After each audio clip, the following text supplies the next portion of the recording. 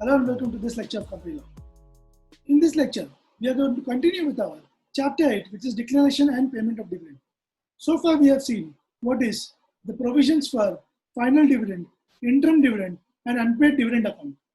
And as I had told you, once the amount of dividend which is unclaimed or unpaid is lying in the unpaid dividend account for a period of 7 years, then on the expiry of the 7th year, the amount has to be transferred to a special account which is known as IEPF account, which is Investor Education Protection Fund. This IEPF is governed under Section 125. So let us go through Section 125 in this short session. Section 125 speaks about Investor Education and Protection Fund. It is established by the central government. And the amount which is created are some specified amounts which we are going to do in the next slide. The amount created to this fund can be utilized for specific outcomes, which are refund of unclaimed or unpaid amounts, or even for promotion of investor awareness and protection of interest of the investors. These are the major objectives for which the IEPF account will be used. Let us get into Section 125, subsection 2, which speaks about amounts which are to be created. What are the amounts which are to be created? First of all, central government will be creating some amount to this IEPF fund. What are these amounts is what we are going to learn in the first 3 points of this particular topic. So amount given by central government will be by way of grants after getting a due appropriation, or you can say due approval from the parliament. Also, the central government, state government, or any other institution can provide amounts to the IEPF fund through donations. And an amount which is lying in the general revenue account of the central government can also be used for the same.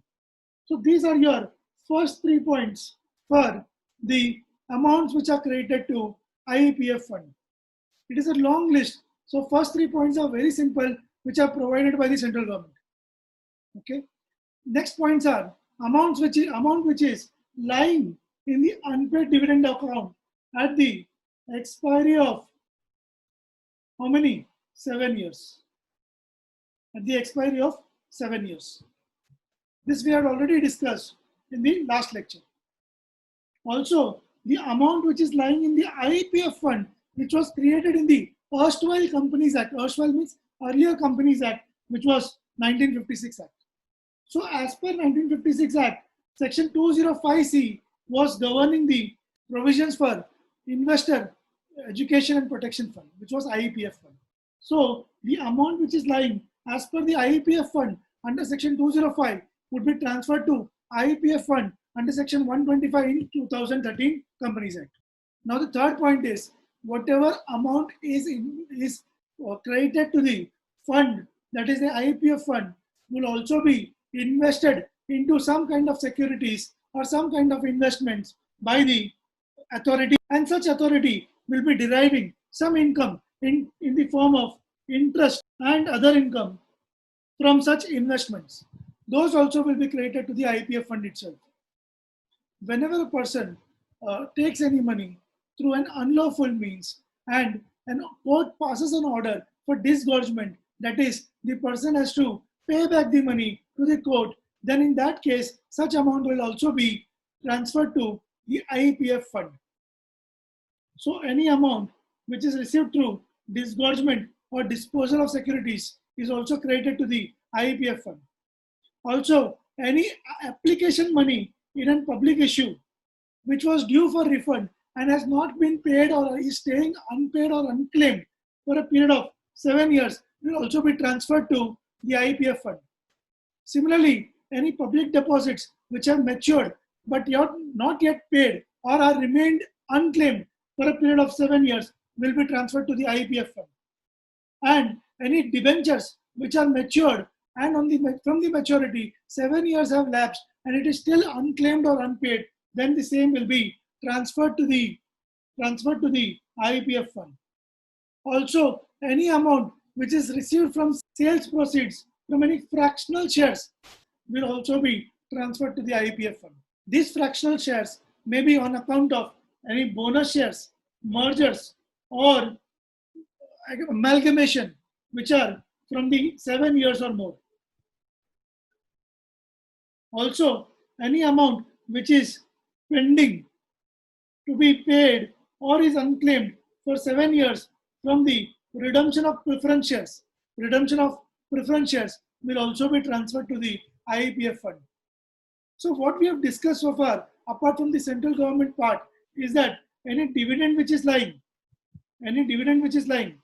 and pending or unclaimed for 7 years will be transferred to IEPF account, as well as any matured deposits for 7 years will be transferred, as well as any matured debentures will be transferred, as well as any application money which is not paid for 7 years or unclaimed for 7 years will be transferred, as well as any redemption of preference shares unpaid or unclaimed for 7 years will also be transferred. So these are 1, 2, 3, 4, 5 points. Plus 3 points of central government are already there. One more point is any interest which is earned on the investment is also there. So we have around 9 to 10 points very, very easily remembered in our mind. Apart from this, there is a rule, Rule 3, which is of IEPF rules, has also been prescribed, which is also giving some additional amounts which have to be credited to the IEPF fund. So all the amounts which we have discussed have to be transferred to the IEPF account. Also, if any dividend is pending, I had already discussed this in the previous lectures, where if the dividend is pending or unclaimed for a period of 7 years, then such dividend will be transferred to IEPF. And also with such dividend, the underlying securities or the underlying shares will also be transferred to the IEPF account. And the shares which have been transferred to the IEPF account, if there is any resultant benefits such as bonus shares or benefits which have been received on such shares will also be transferred to the IEPF account. Also, any grant, fees, charges received by the authority will be transferred to the IEPF fund. Any sums received by the authority from such other sources decided by the central government will also be transferred to the IEPF fund. Any income which is earned by the authority or other sums which is collected by the authority will also be transferred to the IEPF fund. I hope this part is also clear. So these are all as per Rule 3. So that was all about amounts which have to be credited to the IEPF fund. Whatever amount has been transferred to the IEPF fund can be utilized by the authority, which is constituted, which I will discuss in the further slides. Such authority can utilize the funds only for such specific purposes which have been provided in section 125, subsection 3. What are these? If tomorrow any person whose dividend was unclaimed or unpaid for a period of 7 years and after transfer to IEPF comes across with a due application for refund of the same, then the IEPF fund can be utilized for the refund of such unclaimed dividend, matured deposits, matured debentures, application money due, or even any interest thereon. As well as the amount lying in the IEPF fund can be used by the authority for creating investor education and awareness and for the protection of the same. Also, wherever any amount is obtained by any person through a fraudulent mean and by which an order of court has ensured that there is disgorgement of the amount, then such disgorged amount can be distributed by the authority to the eligible and identifiable applicants who have suffered such loss due to wrong actions by any person. The fourth point is for reimbursement of any legal expenses,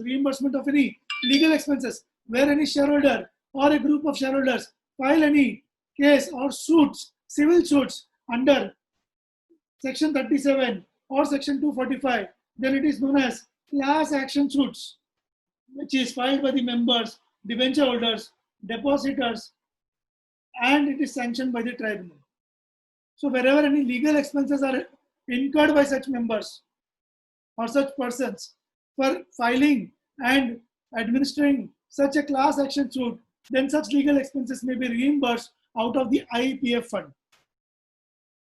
Okay, and furthermore, any other purpose incidental in accordance with the rules which have been framed. So any other purpose which has been listed under these rules can be utilizing such funds of IEPF fund. I hope the utilization part is also clear. There are only 5 points for utilization. First is refund. Second is promotion of investor education, awareness and protection. This was one of the objectives for which this particular fund is created. Third is, in case there is a disgorgement of any amount, then distribution of the same to the rightful persons who have suffered losses. Fourth is, for any legal expenses, reimbursement of legal expenses of any class action suit under section 37 or 245. And lastly, any other purposes which is incidental and has been provided in the rules. Now, if any person wants to claim any refund of his amount, then he has to apply to the authority. He has to apply to the authority under section 125(5) for the money to be claimed. So he may apply to the authority. Now this authority is constituted by a notification by MCA. MCA means Ministry of Corporate Affairs. And this authority has been constituted for the objective of administration and maintenance of accounts as well as other relevant records of the fund. So the fund's accounts will be maintained and administered by such authority. Such authority will have Secretary of the Ministry of Corporate Affairs as the ex officio chairperson. And there will be additionally 6 members in the authority as well as a CEO who will be the convener of the authority. I hope the composition of the authority is clear to you. Also, the authority shall administer and maintain separate accounts or relevant records in such prescribed manner after the consultation of CAG. CAG is Comptroller and Auditor General of India. So the authority will also have to maintain separate accounts and relevant records for the same. And such separate accounts and relevant